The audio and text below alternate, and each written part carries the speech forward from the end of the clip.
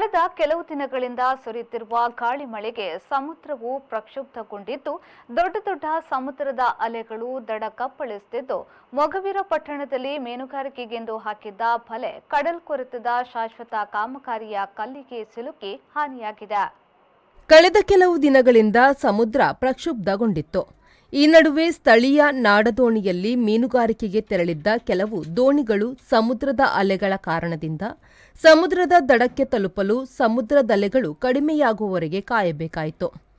ಮೊಗವೀರಪಟ್ಟಣದಲ್ಲಿ ಅಶ್ವಿನ್ ಅವರು ಸಮುದ್ರದಲ್ಲಿ ಮೀನಿಗಾಗಿ ಬೀಸಿದ್ದ ಬಲೆ ಸಮುದ್ರದ ಅಲೆಗೆ ಸಿಲುಕಿ ದಡಕ್ಕೆ ಬಂದಿದ್ದು 10,000ಕ್ಕೂ ಹೆಚ್ಚು ನಷ್ಟವಾಗಿದೆ.